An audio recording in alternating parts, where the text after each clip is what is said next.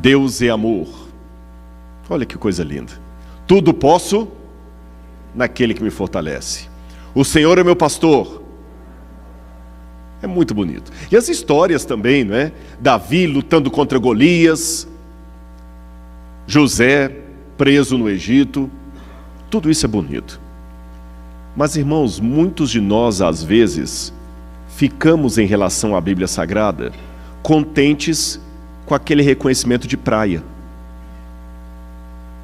A gente vai à praia, pega umas conchinhas e vai se contentando com isso. Eu acho que pelo tempo de vivência que nós temos com a Palavra de Deus, já está na hora de alguns de nós mergulharmos na Bíblia Sagrada. E essa sugestão vale para todos os lados. Vale para todos os lados. Para os pregadores principalmente. Porque hoje é triste quando o púlpito vai se tornando apenas uma palestra de autoajuda. É as mesmas histórias, não muda daquilo. E parece que crente só tem inimigo, né? Eu daria um bom estudo de caso a alguns crentes, porque eles só têm inimigo. Uma vez teve uma pessoa que visitou uma igreja evangélica e o pregador falava tanto: você vai vencer os seus inimigos e Deus vai dar vitória sobre os seus inimigos e hoje você vai proclamar a vitória dos inimigos. Eu falei, cara, esse pessoal aqui só tem inimigo. Vocês não fazem amizade com ninguém, não? É só inimigo. E o que aquilo significa, além dessa pregação coach, que você vai vencer seu inimigo? É isso que nós estamos procurando. Vocês já notaram que, muitas vezes, dos púlpitos, temas de Daniel e Apocalipse desaparecem?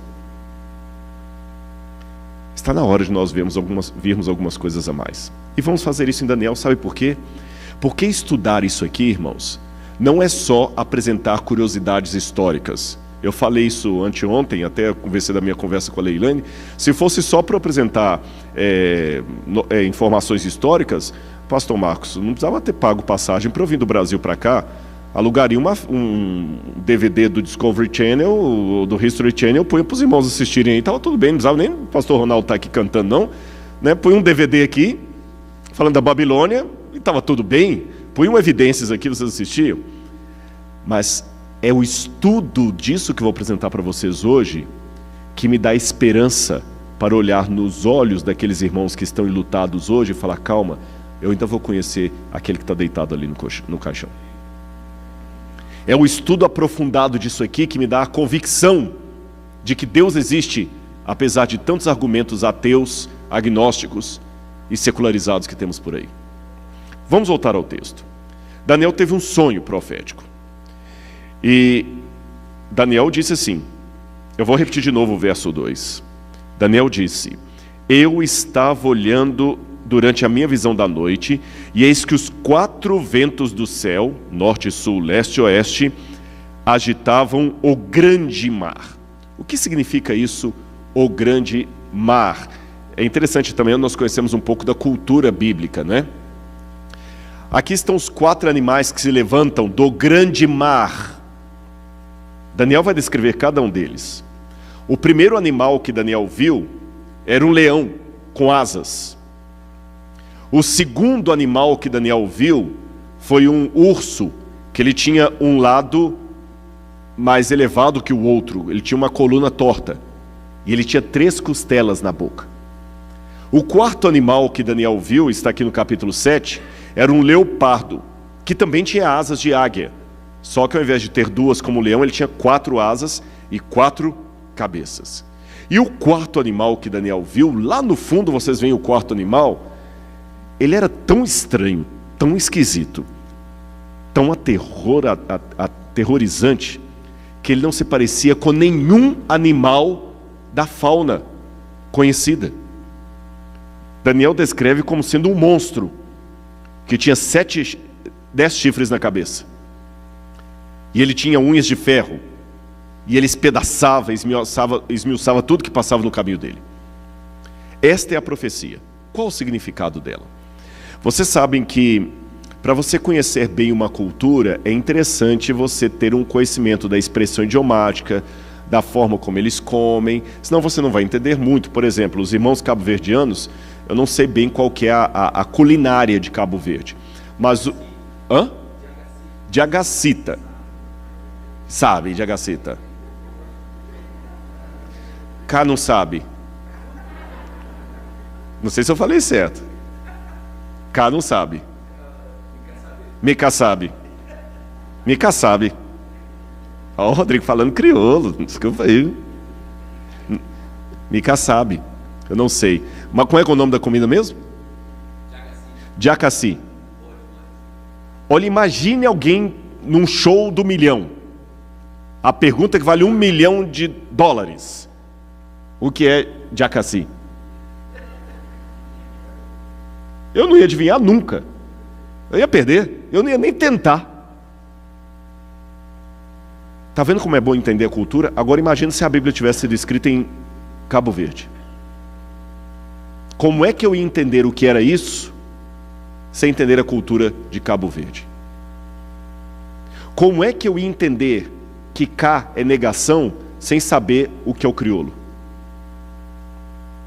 Aliás, para muitos brasileiros, crioulo é apenas uma forma de falar de pessoas negras. O crioulo. Para vocês, crioulo é um dialeto. Também, se a Bíblia fosse escrita no Brasil, vocês teriam dificuldade quando alguém falasse assim: olha, vamos orar a Deus para trazer o arroz com feijão. Eu não sei se come arroz com feijão todo dia em Cabo Verde, como no Brasil, que é a comida base. Estão vendo como é importante conhecer a cultura para entender a mensagem? Se eu falar para vocês uma pomba branca, o que vocês pensam? Paz. Mas imagine se daqui a 2000 anos isso aqui virasse Bíblia e alguém apresentasse uma pomba branca. Será que eles iam entender que era paz? Não, porque era outra cultura. Se eu falar com vocês assim: gente, eu estou morto de cansado hoje, não tem problema nenhum, mas daqui a 2000 anos alguém ia perguntar como é que um morto se cansa. Viram a importância da cultura? Então vamos, dentro da cultura de Daniel, mergulhar com cilindro agora, tentar entender o que são esses 4 animais, por que Deus mostrou esses 4 animais, até para eu não sair agora dando explicação que não serve para nada. Aí eu posso falar com vocês: não, gente, agora o leão é o seguinte, vou falar com vocês, o leão de Daniel, o leão é Jesus, o leão da tribo de Judá. O urso em Daniel é a força que o povo de Deus vai ter. O leopardo é o poder do Espírito Santo. E o animal terrível e espantoso é o inimigo tentando atrapalhar o povo de Deus. Eu posso fazer um sermão, fazer essa comparação. Ou eu posso também dizer assim: irmãos, os 4 animais são os 4 evangelhos: Mateus, Marcos, Lucas e João. Qual que é o problema desse tipo de interpretação? É que está errada. Mas para eu saber que está errada, eu tenho que conhecer a cultura. Então vamos lá. Vamos começar primeiro com a questão do grande mar. Qual o sentido do grande mar? Essa parte do livro de Daniel não foi escrita em hebraico, ela foi escrita em aramaico. Aí quando Daniel fala do grande mar, Leiamam Rabá, Leiamá Rabá, ou grande mar. Normalmente na Bíblia, quando fala do grande mar, eles pensam no mar Mediterrâneo. Por exemplo, quem pode ler, nós temos Josué capítulo 15, versículo 47. Vamos ler juntos aqui. Josué capítulo 15, versículo 47. Josué capítulo 15, versículo 47. Aqui fala das fronteiras das tribos de Judá, das cidades de Judá. Aí diz aqui, olha: Asdod, que hoje fica na faixa de Gaza, onde tem aquela confusão toda de Israel, Asdod e suas vilas e aldeias, Gaza, faixa de Gaza, e suas vilas e aldeias, até o rio do Egito. Qual que é o rio do Egito? Rio Nilo. Rio Nilo, Eufrates é lá na Babilônia, Rio Nilo. E o grande mar com as suas imediações. O grande mar é o mar Mediterrâneo. Então, se você pegar o mapa de Israel, você vê o mar Mediterrâneo, o Egito, esse pedaço aqui que seria a parte de Judá. Só que nesse capítulo específico de Daniel, parece que o grande mar não se refere apenas ou tão somente ao mar Mediterrâneo. Parece que tem um outro sentido, porque quando você vai em Daniel capítulo 7, verso 17, Daniel capítulo 7, versículo 17, diz assim: esses 4 animais, esses grandes animais, que são 4, são 4 reis que se levantarão da terra. Mas no versículo 3, falou que eles se levantavam do mar. Não falou que eles se levantavam do mar, agora fala que eles se levantavam da terra. Então não pode ser o mar Mediterrâneo.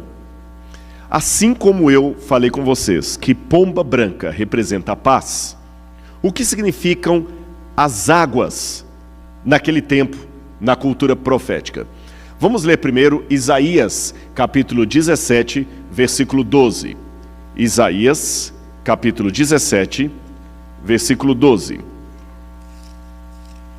Isaías, capítulo 17, versículo 12. Na minha tradução diz assim: ai do bramido dos grandes povos, que bramam como bramam os mares, e do rugido das nações, que rugem como rugem águas impetuosas. O que vocês perceberam aqui? O bramido do mar é comparado na Bíblia ao bramido dos povos. Então, assim como pomba branca para nós representa a paz, mar para eles representam povos. E vocês sabem que tudo tem uma razão de ser. Tudo tem uma razão de ser. Por exemplo, por que aqui é chamado de terra do tio Sam? Porque na época da guerra, criaram um personagem, Uncle Sam, Samuel. Uncle Sam needs you. Tio Sam precisa de você. Aí apareceu, eles desenharam um velho com cartola, com a bandeira americana, uma barba aqui, o dedo apontando assim. Era uma forma de recrutar os jovens para a guerra. Porque os Estados Unidos, por serem um país de democracia, eles não poderiam simplesmente obrigar os jovens a irem para a guerra como os países da Europa faziam. Na Europa, o governo mandava, você tinha que ser recrutado. Se você não aceitasse, você já era desertor. Mas aqui é o país da liberdade religiosa, país das liberdades civis, você não pode obrigar. Então o meio de convencer os jovens a irem para a guerra era através da propaganda. Aí criaram um personagem, tio Sam precisa de você. A partir dessa propaganda, criou-se a expressão idiomática, eu vou lá para a terra do tio Sam. Então algumas ilustrações, algumas histórias, elas têm uma razão de ser. E por que na Bíblia o mar era símbolo de povos? É simples, pessoal. Eles não conheciam ainda avião. Qual que era o veículo de transporte que conseguia levar você mais longe? Era o barco, era o navio. E dava medo, porque o navio realmente ia para outro lugar. Então, é no mar que tudo se encontra. O mar é símbolo dos povos. Vamos ler mais uma passagem? Apocalipse capítulo 17, versículo 19, quando fala da mulher sentada sobre a besta, repleta de nomes de blasfêmia.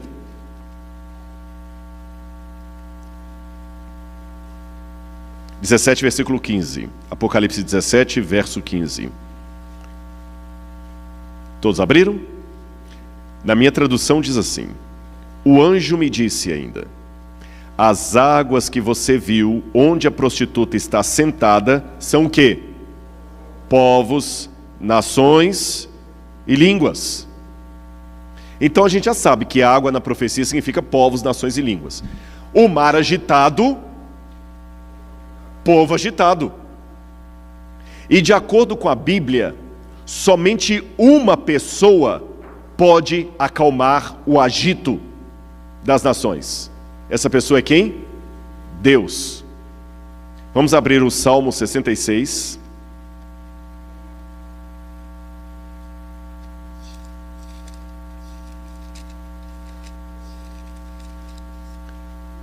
Salmo 66, versículo 7.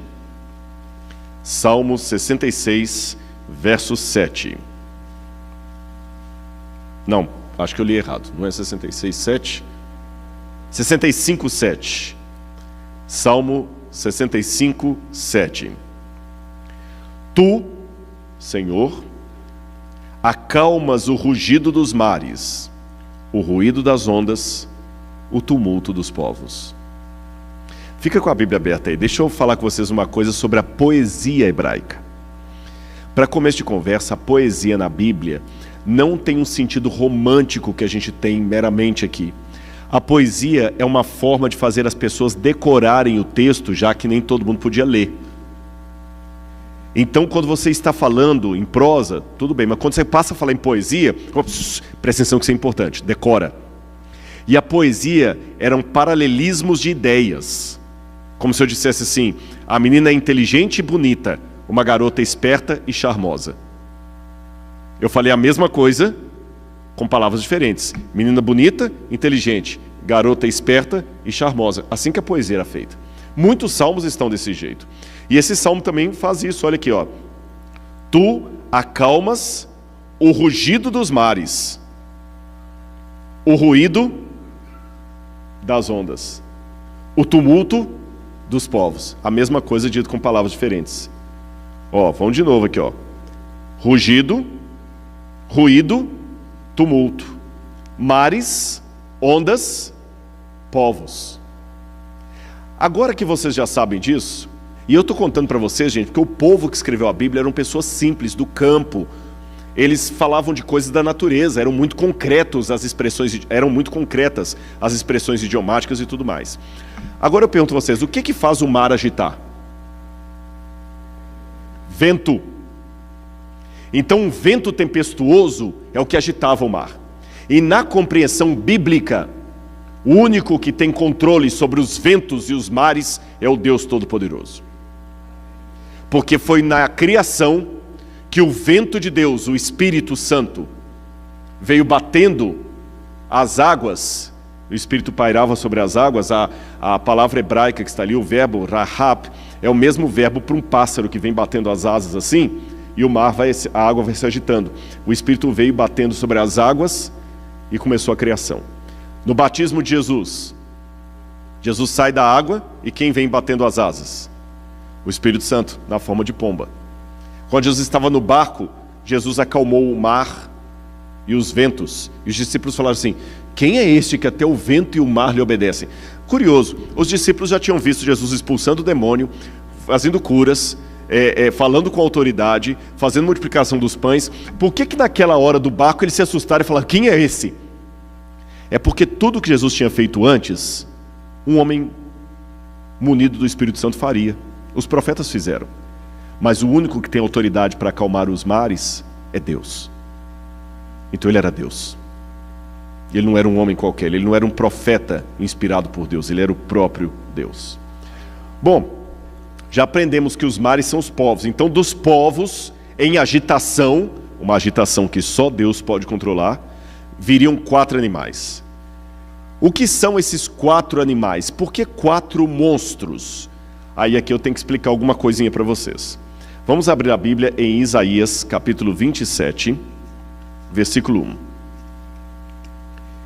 Isaías 27, versículo 1. Isaías. Se você está em casa também, vá anotando esses textos aí, porque é um estudo bíblico isso aqui. Isaías 27, versículo 1. Naquele dia, com a sua espada terrível, grande e forte, o Senhor castigará o Leviatã, a serpente veloz.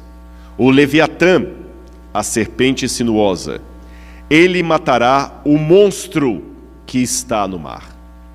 Quando a gente estuda isso aqui dentro de Isaías, a gente descobre que ele está falando de 3 animais aqui. O Leviatã,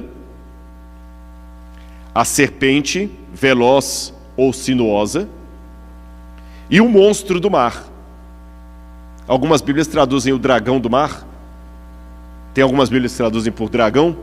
Também está correto. No hebraico está a palavra tanim. Tanim é uma serpente draconiana.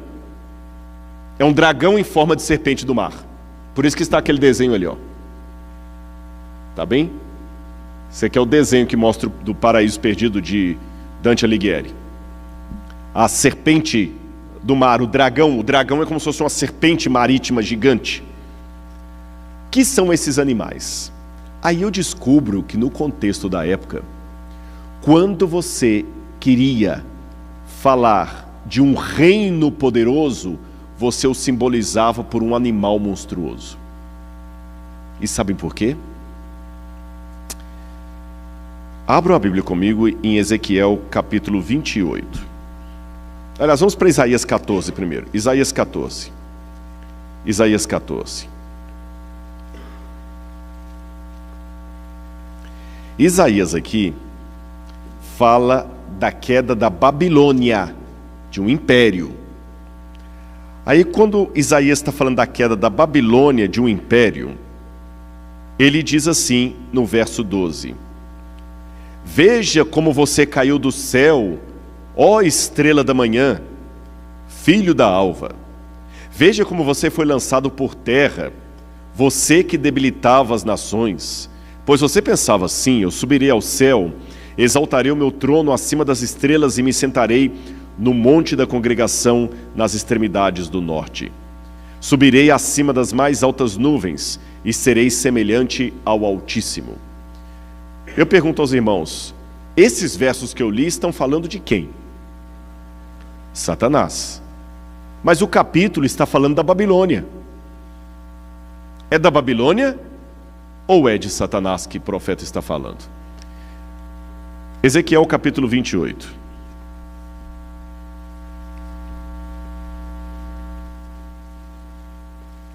Ezequiel capítulo 28. Aqui está falando contra o rei de Tiro, o rei da Fenícia, que fica hoje no Líbano. E quando eu falar do rei de Tiro, diz assim no verso 14, 28, 14. Vou ler do verso 13 em diante. Você estava no Éden. Espera aí. O rei de Tiro estava no Éden? Jardim de Deus. Se cobria de todas as pedras preciosas, sárdio, topázio, diamante, berilo, ônix, jaspe, safira, carbúnculo e esmeralda. Os seus engastes e ornamentos eram feitos de ouro e foram preparados no dia em que você foi criado. Você era um querubim da guarda e foi ungido, e eu estabeleci, e você permanecia no santo monte de Deus. O rei de Tiro estava no jardim do Éden? De quem está falando aqui? Satanás, Lúcifer. Por que essa mistura? Na cultura do Antigo Oriente Médio, o que acontece no céu, acontece na terra. O que acontece no mundo espiritual, acontece no mundo material. O mundo material é um eco do mundo espiritual. Traduzindo em miúdos, a psicologia ocidental vai ver apenas um problema emocional.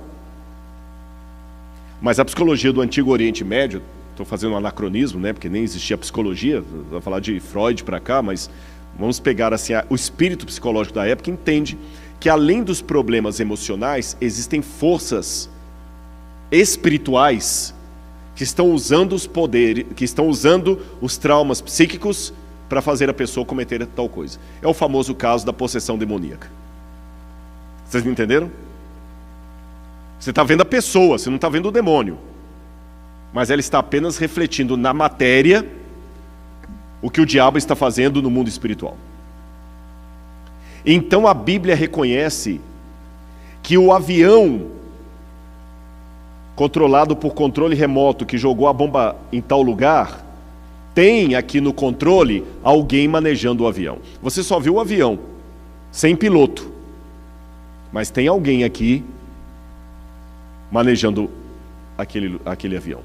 Então, a mesma coisa a profecia diz, você está vendo o império, mas por detrás desse império, usando-o, está o diabo.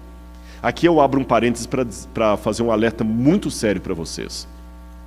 O diabo não imita o caráter de Deus porque ele é do mal. Mas para o engano, ele imita as ações de Deus. Um falsificador de notas de dinheiro, um falsificador de dinheiros, fará o dinheiro muito parecido com o verdadeiro. Quanto melhor o falsário, mais desafiador é perceber o engano. Não é isso a farsa? Porque ele faz igualzinho. Ele não está preocupado com a qualidade. O sujeito que está fazendo uma bolsa Louis Vuitton falsificada, ele não está preocupado com a qualidade dela. Mas ele quer que você compre a falsa pensando que é uma verdadeira. Então ele vai imitar direitinho, só que a qualidade não é a mesma.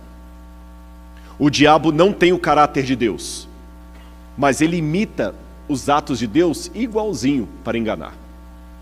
E como é que o Espírito de Deus trabalha? O Espírito de Deus, a pessoa que se coloca nas mãos de Deus, o Espírito de Deus toma a pessoa de uma certa forma que às vezes você chega e fala assim, nossa, foi o Espírito de Deus que falou isso para você, porque eu não estava esperando isso. O espírito do diabo faz o mesmo. Uma vez Jesus estava triste, falando, meus queridos, orem por mim, porque eu vou enfrentar a cruz, eu estou com medo. Aí um dos discípulos falou assim, tem dó de ti, Senhor? Quem foi esse discípulo? Pedro. Qual foi a resposta de Jesus? Arreda de mim, Satanás. Pedro foi apenas um instrumento, mas quem falou foi o diabo. Então o que Isaías e Ezequiel nos mostram aqui é que nós estávamos vendo o reino da Babilônia e o rei de Tiro, mas com os olhos espirituais eu consigo ver o poder das trevas. E falando em poder das trevas, nós estamos vendo apenas a guerra do Vietnã, a guerra do Golfo, a Primeira Guerra Mundial, a Segunda Guerra Mundial, mas com poder espiritual eu vejo os mares agitados pelos ventos, provocados pelo diabo, para fazer a terra sofrer. Por isso que em Isaías, o símbolo de nações inimigas de Israel são simbolizadas como monstros. Quais eram os 3 monstros que apareceram em Isaías 27? Um dragão, um Leviatã e uma serpente do mar. O Leviatã, aqui em Isaías, é a Assíria.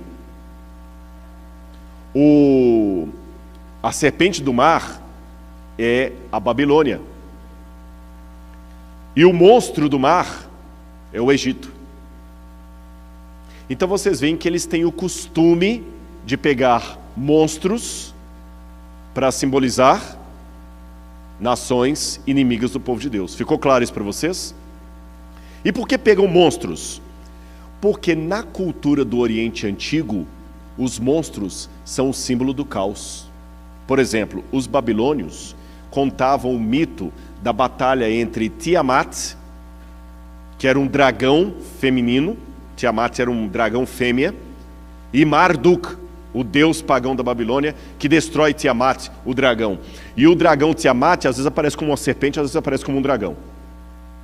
Nos selos cilíndricos do rei Gudea, você tem o mal, às vezes representado como sendo Ningitzida, e ela às vezes aparece como sendo uma serpente com asas e 4 patas, às vezes só uma cobra.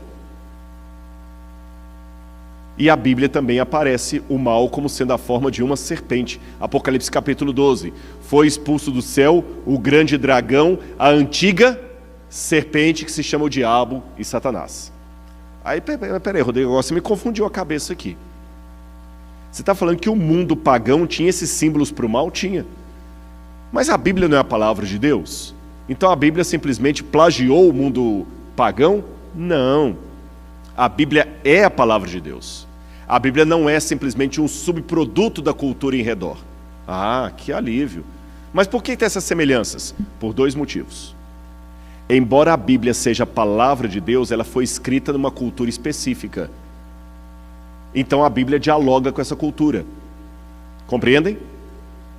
Se a Bíblia fosse escrita no português do Brasil, o Pai Nosso talvez viria: o arroz com feijão de cada dia nos dá hoje. Porque a Bíblia é Deus falando com sotaque humano. Então ela dialoga com a cultura em redor. Segunda razão porque a Bíblia dialoga com a cultura em redor: porque fica muito mais fácil entender a mensagem. Se eu apresentar uma pomba branca ou uma bandeira branca hasteando aqui, eu não preciso explicar, vocês já entenderam. Então por que Deus vai complicar? Deus quer facilitar. E a terceira razão porque eu encontro os símbolos da Bíblia também no mundo pagão é porque tudo começou com Adão e Eva. O primeiro a receber a revelação de Deus que haveria um grande conflito entre as forças do bem e do mal foi Adão e Eva. e Adão e Eva passaram isso para os seus filhos, que passaram para os outros filhos, e o mundo pagão foi apenas distorcendo aquela tradição que veio de Adão. Vocês já brincaram de telefone sem fio? Você vai cochicha aqui no ouvido de um, vai passando para o outro. A mensagem sai completamente torta do outro lado. Mas apesar dela sair torta do outro lado, você descobre algumas coisas que foram ditas aqui no início. A mensagem de Adão foi ficando torta pelo paganismo, mas eu não me surpreendo de encontrar no mundo pagão elementos da verdade que vinham de Adão e foram deturpados. Ficou claro até aqui? Agora, o último motivo por que eu encontro coisas pagãs lá fora. Como Deus é sábio. O diabo tenta falsificar as verdades de Deus, mas em fazendo isso, ele acaba deixando flashes da verdade no mundo pagão. E agora a gente tem um ponto de contato para pregar para eles, como Paulo, lá em Atenas. Eu estou vendo aqui os objetos de culto de vocês. Está vendo aquele altar vazio ali, ao Deus desconhecido? Pois é, esses que vocês adoram sem conhecer é quem eu vim apresentar. Ou seja, o diabo deve ficar frustrado, porque ele faz de tudo para quebrar o desígnio de Deus, e Deus só faz assim, e a coisa reverte em bênção. O diabo mergulhou a Grécia no paganismo, e no paganismo da Grécia acabou aparecendo ali um altar ao Deus desconhecido, que deu a margem para Paulo poder pregar para eles. Os irmãos entenderam isso aqui?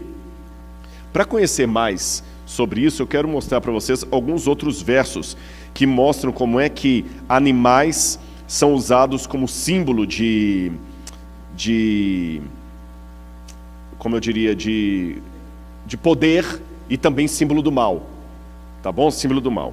Olha que interessante, já que eu falei dos povos pagãos, essa pedra que está ali do outro lado é uma pedra ugarítica, da cidade de Ugarit, e ela foi traduzida, e ela traz um hino que fala do ciclo de Baal. Quando Baal, o deus da agricultura, batalha contra Iam, o deus do mar. Então tem uma batalha cósmica entre o deus da terra e o deus do mar. E o deus do mar é comparado a Lotan, uma serpente do mar. Agora eu vou ler para vocês aqui o texto bíblico que nós acabamos de ler. Aqui está Isaías 27. Tá bem? Olha Isaías 27. Naquele dia o Senhor castigará com a sua dura espada o grande e forte, o Leviatã, a serpente veloz, e o Leviatã, a serpente tortuosa, e matará o dragão que está no mar. Agora olha como está na pedra pagã, falando da batalha de Baal contra Iam.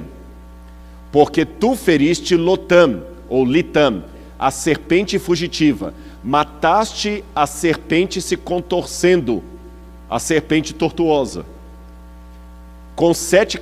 O governante com 7 cabeças, os céus queimarão, brilharão, serão enfraquecidos.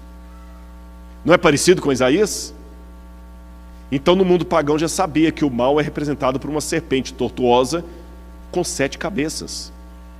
Olha que interessante esse quadro aqui. Isso aqui é um selo cilíndrico, perdão, um selo sumeriano, datado de 2300 a.C., que mostra uma divindade lutando contra um dragão de quantas cabeças? 7 cabeças. E o que ele está fazendo com uma das cabeças? Cortando, golpeando. E lá no Apocalipse, quando fala do dragão, quantas cabeças tem o dragão? No Apocalipse. Não lembram? Vamos ler então, Apocalipse capítulo 12. Apocalipse, capítulo 12. Apocalipse capítulo 12, versículo 3. Viu-se também outro sinal no céu, e eis um dragão grande vermelho com 7 cabeças e 10 chifres. O dragão tinha 7 cabeças e 10 chifres. E olha o que aconteceu com o dragão. Capítulo 13, versículo 3. Uma das cabeças da besta parecia ter sido golpeada, mas essa ferida mortal fora curada. Perceberam? A mesma imagem. Outra imagem que eu vou mostrar para vocês do mundo pagão. Olha esse outro aqui, ó. Um selo acadiano de divindades também lutando no céu contra um dragão. E o dragão tem quantas cabeças? 7 cabeças. 7 cabeças. No livro de Daniel não fala de nenhum animal com 7 cabeças, mas Daniel deve ser lido à luz do Apocalipse. Então o que a gente aprende disso? O mundo pagão tentou distorcer as verdades de Deus, mas alguma luz pequena ficou ali, para que Deus pudesse atingir esses povos. Olhem, abram a Bíblia comigo em Isaías capítulo 30, versículo 7. Isaías capítulo 30.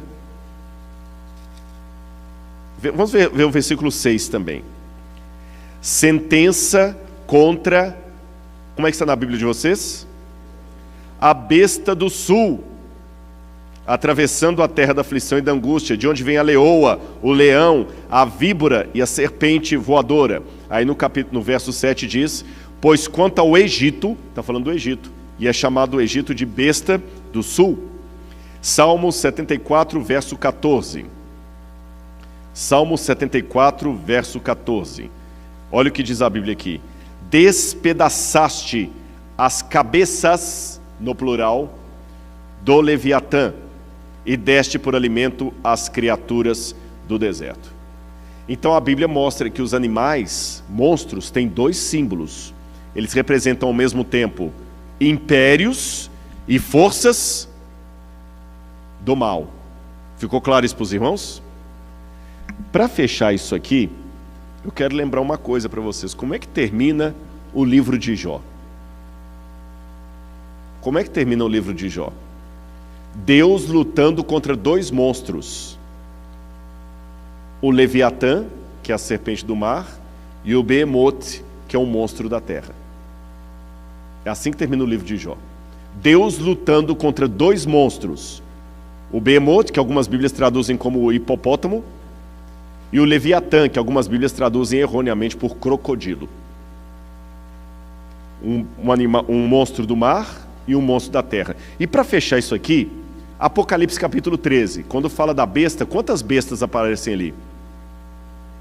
2. Uma besta do mar e a outra da terra. Agora querem a novidade bíblica?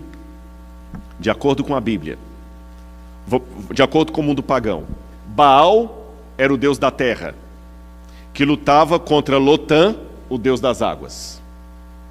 O monstro da terra luta contra o monstro das águas. E às vezes o monstro da terra se une ao monstro das águas para guerrear contra o povo de Deus. Mas o único que tem poder sobre mar e terra é quem? Deus. Baal era o deus da terra. Ele não tinha poder sobre o mar. Lotã era o deus do mar, não tinha poder sobre a terra. Deus tem poder sobre terra e mar. É por isso que a primeira mensagem angélica de Apocalipse é: temei a Deus e dá-lhe glória, e adorai aquele que fez o céu, a terra, o mar e as fontes das águas. Porque diferente dos deuses pagãos, Deus não é especialista. O Deus pagão tem jurisdição. Poseidon é o deus dos mares, Zeus é o deus do Olimpo, Hades é o deus dos infernos. O Senhor é o Deus de todo o universo. E ele está em guerra contra o mal. É isso que Daniel está mostrando. Só que Deus mostrou para Daniel essa guerra através de uma questão histórica. No capítulo 2 de Daniel, você vai estudar que Nabucodonosor teve um sonho de uma estátua feita de vários metais. A cabeça era de ouro, olha o desenho da estátua lá. O peito e os braços eram de prata. O quadril era de bronze. As pernas eram de ferro e os pés em ferro misturado com barro. E Deus deu a Daniel a interpretação daquele sonho. Daniel falou que a cabeça de ouro representava a Babilônia. E Daniel estava vivendo na época da cabeça de ouro. E Daniel falou: rei, depois do Senhor vai vir um outro reino inferior ao seu, assim como a prata é inferior ao ouro. E depois de Nabucodonosor, veio o reino da Medopérsia e dominou o mundo conhecido, o mundo do Mediterrâneo. Aí Daniel falou: e depois da Medopérsia vai vir um outro reino, a Grécia, representado pelo quadril de bronze. Depois da Grécia vai vir um reino que Daniel não sabia o nome, mas nós sabemos, Roma. E os pés da estátua, Daniel falou, rei, ali será um reino dividido. E sabe como é que Roma acabou? Roma se tornou um reino dividido, que hoje formam os países da Europa. Agora tem mais um detalhe que Deus foi mostrando para Daniel. Nessa visão, Daniel viu 4 animais representando as 4 primeiras partes da imagem. O leão com asas representava a Babilônia. O urso com um lado caído sobre o outro representava a Medopérsia. A Medopérsia era a união de 2 reinos, os medos e persas, um mais forte que o outro. E as 3 costelas na boca do urso é que a Medopérsia, para tomar o governo mundial, ela teve que destruir 3 cidades: Lídia, Babilônia e o Egito. Aí, depois que a Medopérsia estava no seu apogeu, ela caiu, porque veio um personagem, Alexandre o Grande, que pegou o reino da Macedônia e Grécia e dominou o mundo. E sabem como é que acabou Alexandre? Ele não deixou herdeiros no trono, porque o filho que ele tinha com Roxene foi morto, e o reino dele foi dividido, sabem quantos generais? 4. Cassandro, Seleuco, Lisímaco e Ptolomeu. Meus queridos, isso tudo foi profetizado séculos antes de acontecer. Eu posso, num jogo de coincidências, falar com vocês assim: Deus me mostrou que esse ano haverá um acidente automobilístico terrível aqui nos Estados Unidos. Ia acontecer. Mas sabem, tem algumas profecias que são feitas aí fora, que são como músicas românticas quando você está na depressão. Qualquer uma conta a sua história. Termina o namoro e vai ouvir Roberto Carlos para vocês verem. Parece que ele fez a música para você. Ou então eu falar aqui: o Senhor está me mostrando nessa noite que alguém que está aqui está com um problema financeiro muito sério. O Senhor está me mostrando.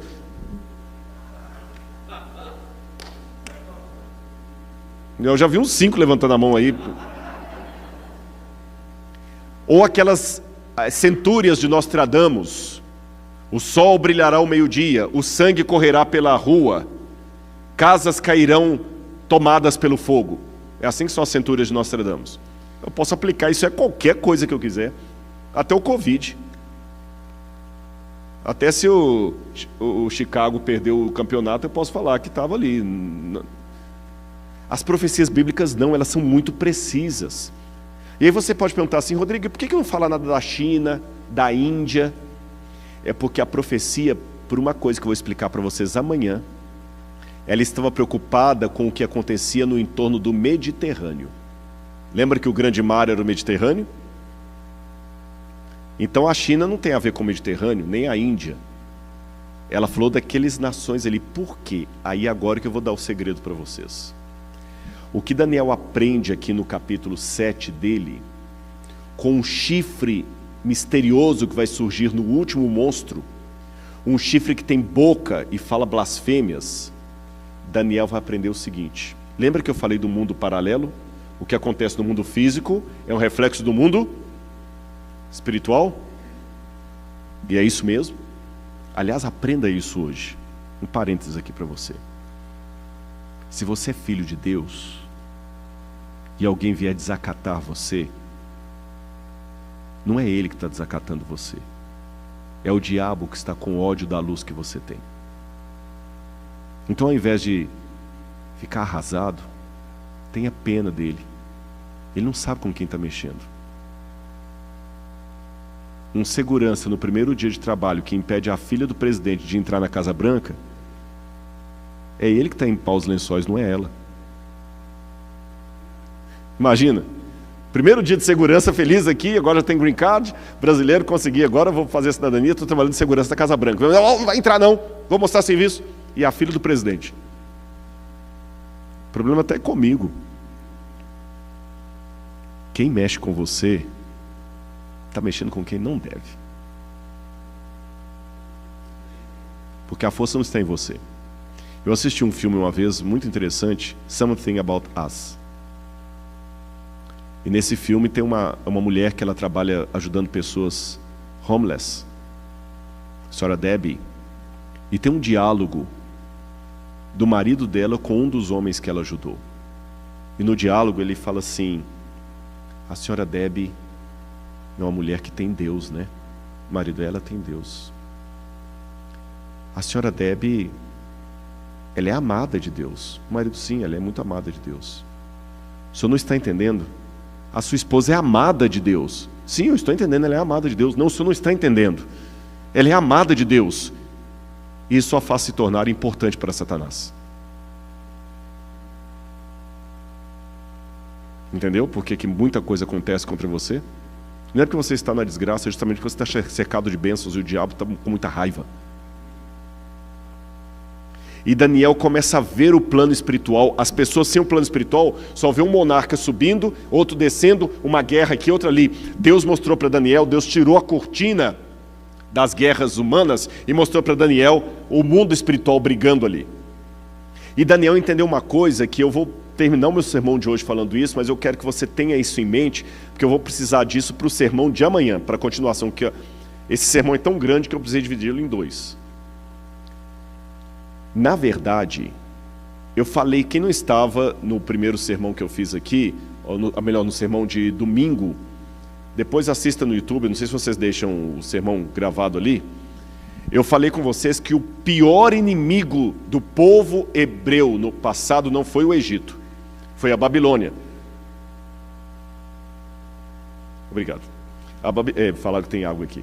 A Babilônia foi o pior inimigo do povo de Deus. Ela destruiu o templo.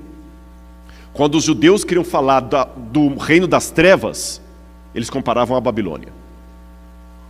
E a Babilônia já começou como sendo o primeiro inimigo de Deus lá atrás, quando, na época de Nimrod e no Gênesis, fundam-se uma cidade chamada, em acadiano, Bablu. Sabe o que é Bablu? Bab, em acadiano, é gate, portal. Ilu, deuses. Bab Ilu, portal dos deuses. Mas quando Moisés foi escrever o Gênesis, ele modificou o nome da cidade. Ele não chamou Babilu, ele chamou Bavel, confusão. Que é Babel, confusão. E eles começaram realmente desafiando a Deus. O que os cidadãos de Babel fizeram? Construíram o quê? Uma torre para atingir o céu. Lembrando que estava por detrás, quem queria atingir o céu, habitar acima das estrelas? Lúcifer. E sabem o que Babel ou Babel virou? Babilônia. E quando Nabucodonosor assume o poder, eu mostrei isso também nos sermões anteriores, o que ele construiu lá na planície de Dura? A torre. Ele queria refazer a Babilônia. Eu mostrei para vocês aqui a Torre de Babel. Então eles sabiam que atrás de Babilônia existia o mal. E Daniel sabia que a Babilônia iria continuar.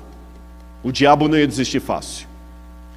E o último animal, aquele animal terrível e espantoso, era apenas a continuidade da Babilônia numa nova roupagem. Esse último animal foi Roma. E Roma foi realmente, na profecia, a continuação da Babilônia. O que a Babilônia fez com o templo? Destruiu o templo em 587 a.C. O que os romanos fizeram com o templo? Destruíram o templo. O que a Babilônia fez? Pegou o povo judeu e tirou da sua terra. O que Roma fez? Tirou o povo judeu da sua terra e criou uma nova terra que Adriano, o imperador romano, chamou de Filistina. Só que em hebraico a letra P é a mesma letra F. Se você colocar um pontinho dentro da letra P ou tirar esse dagesh, o P vira F. Então Filistina, em latim, é Palestina. Tanto é que pharmacy escreve com PH. Não é com PH que escreve pharmacy, Como é que escreve philosophy? Com PH, mas o som é de F. Porque isso não vem do saxão, isso vem do latim. E o latim bebeu nas fontes ali de línguas do Oriente Médio como o hebraico. Então, Filistina, terra dos filisteus, podia ser lida como Palestina. Foram os romanos que criaram. E aí que vem a coisa que vai mais marcar Daniel, que eu vou continuar amanhã. Daniel viu que aquele pequeno chifre que saiu no último animal, vejam bem, o primeiro animal era Babilônia, o leão, Babilônia. O último animal, que é Roma, eu falei que seria Babilônia, que voltaria numa nova roupagem, numa nova identidade. Só que esse último animal foi destruído por Deus. Aí quando esse animal foi destruído, saiu um chifre pequeno. E sabe o que esse chifre pequeno era? Babilônia / Roma queria continuar. E a profecia que eu vou mostrar para vocês amanhã, ela mostra como ao longo da história do cristianismo, Roma e Babilônia ainda continuaram ao longo da história da igreja e estão até hoje atuando. E Roma / Babilônia é que vão ser a hegemonia do futuro anticristo que vamos estudar amanhã. E o que significa esse poder? O que ele tem a ver com cada um de nós? Esse será o estudo de amanhã. Mas para terminar hoje de maneira espiritual, e o pastor Ronaldo vai cantar daqui a pouquinho uma música, eu quero que você pense o seguinte. Eu falei tanto em guerra, né? E guerra dá medo, irmãos. O mais próximo que eu tive de uma guerra foi quando eu estava do lado de cá de Israel, vendo o Líbano sendo bombardeado do outro lado. Ou quando eu vi foguetes vindo da Palestina para atacar Jerusalém, eu vi, explodindo no céu assim, naquele dome que tem lá, Iron Dome, que tem lá em Israel. Eu vi isso. A guerra realmente é terrível. E a guerra dá medo. Mas eu tenho uma boa notícia para vocês. Você pode esquecer tudo que eu falei, mas lembre-se disso. Sabe o que significa a palavra shalom em hebraico? Acho que shalom é fácil, né? Paz. Tá certo. Mas não é só paz. Shalom significa saúde. Quando Jacó vai perguntar pelos parentes, vai assim, eles estão shalom? É assim que está no hebraico, eles estão shalom? É paz, é prosperidade, é saúde, é ser aceito. E paradoxalmente falando, no sentido hebraico, paz só vem porque Deus declara guerra ao mal. Deus declara guerra ao mal para estabelecer a paz. E sabe por que Deus briga com o mal? Porque Ele ama você. E eu sei que muitas pessoas não gostam da imagem de Deus do Antigo Testamento, que Ele parece severo demais, muito duro, Ele traz fogo, mas o Deus do Novo Testamento também é severo. A gente esquece que o Deus do Novo Testamento é um cordeiro que pode ficar irado. O Apocalipse fala da ira do cordeiro.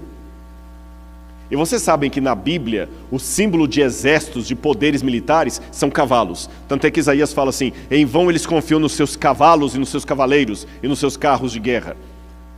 A volta de Cristo é descrita no Apocalipse capítulo 20 de uma maneira que às vezes a gente esquece. Aí está na foto aí, ó. Apocalipse capítulo 19, verso 11. Vi o céu aberto e um cavalo branco. O seu cavaleiro se chama Fiel e Verdadeiro, e julga e combate com justiça. Os seus olhos são como chamas de fogo, na cabeça dele há muitos diademas. Tem um nome escrito que ninguém conhece a não ser ele mesmo. Está vestido com um manto encharcado de sangue. Eu pergunto a vocês, que sangue é esse? Sangue da cruz? Não, não é o sangue da cruz. Sabe que sangue é esse? O sangue dos ímpios. Porque o Apocalipse fala que ele vem para pisar pessoalmente o lagar da ira de Deus. Olha o que ele diz aqui no verso No verso 14, os exércitos do céu seguiam montados em cavalos brancos, vestidos de linho finíssimo e puro. Da sua boca sai uma espada afiada, para com ela ferir as nações. Ele mesmo as regerá com cetro de ferro. Ele é o que pisa o lagar do vinho do furor da ira do Deus poderoso. Você já viu alguém fazendo vinho?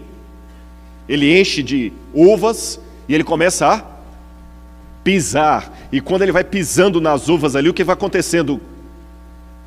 Vai saindo o vinho e vai respingando aonde? Na roupa dele. Esse sangue que está respingando na veste de Jesus não é o sangue que ele derramou na cruz do Calvário, é o sangue dos ímpios, é o sangue do poder das trevas, é o sangue de Satanás. Eu sei que Satanás é um ser espiritual, estou falando em termos simbólicos. É o sangue da maldade. Sabe por quê? Deus está irado contra o mal pelo que o mal está fazendo com você. Não pensem que são só os irmãos enlutados que estão chorando lá naquele velório enquanto nós estamos aqui, não. Deus também está irado, porque a morte ainda leva pessoas. Se está com raiva do que te aconteceu, Deus está irado. E ai do inimigo, porque Deus vai vir. Deus está mais interessado em salvar você do que uma mãe de tirar um filho de uma casa pegando fogo. E não mexa com os filhotes de uma leoa. Deus está vindo com poder e grande glória, e é por isso que a Bíblia mostra a volta de Jesus como sendo um cavaleiro pisando o lagar dos ímpios mesmo, porque ele vem com raiva. Sabe aquele pai que vê um camarada tentando abusar da filha dele, e ele chega lá e perde a paciência e vai em cima do sujeito? É assim que Deus está vindo. E eu termino o meu sermão dizendo, prossiga. Sabe por quê? No Brasil, durante algum tempo, nós tivemos muitos problemas de sequestros, de empresários, de pessoas. E eu assisti uma vez uma cena, em português do Brasil se diz estourar o cativeiro. É quando a polícia vai, descobre que a pessoa está ali e ela vai para libertar a pessoa. E foi uma cena tremenda, irmãos, porque o repórter estava com os policiais assim, vindo escondidos no mato de madrugada. E de repente, quando o capitão deu um sinal, houve uma barulheira, sirene, cachorro latindo, apito, helicóptero apareceu, uma bomba de efeito moral. E os bandidos começaram a sair igual o rato do esgoto, sabe? Quando você joga veneno ali. E os snipers, caiu, a casa caiu, que é a expressão de acabou. Foi uma barulheira tremenda. E o policial explicou depois para o repórter que aquele efeito era importante para confundir o inimigo. Que quando você chega com bomba, com explosão, com tudo mais, o sujeito não sabe para onde correr, ele fica doidinho. Só que o mesmo poder que faz o inimigo fugir, assusta o sequestrado. E naquele momento era uma menina que estava sequestrada, filha de um empresário. Os policiais falaram, calma, vem cá. Já tinha uma policial com uma roupa assim, que estava chovendo aquele dia. Ela colocou na menina e falou assim, calma, deixa aqui, ó. Vamos lá, seu pai está te esperando lá. E a menina meio assustada, mas ao mesmo tempo assustada, tremendo, mas aliviada. E a frase da policial, calma, seu papai está esperando lá, você está salva, acabou, vem, seu pai está lá. E aquele gesto de abraçá-la, é assim que os anjos vão vir no céu com poder e grande glória. Então, se você hoje está sofrendo, meus amigos, sabe que você está sofrendo, meus irmãos, na mão do inimigo? É porque nós estamos em guerra. E na guerra tem bala perdida, tem baixas, tem pessoas machucadas, tem explosões. Nós estamos em guerra. Mas calma, Jesus está vindo com poder e grande glória. E Ele tem sangue no olho, sangue de ira contra o mal. E Ele vai vir buscar você. Então hoje não desista, prossiga. Continue a sua caminhada, porque você e Jesus serão sempre a maioria esmagadora, onde quer que você esteja. No grande conflito entre o bem e o mal, fique do lado da luz. A vitória é certeza absoluta. Que Deus abençoe vocês.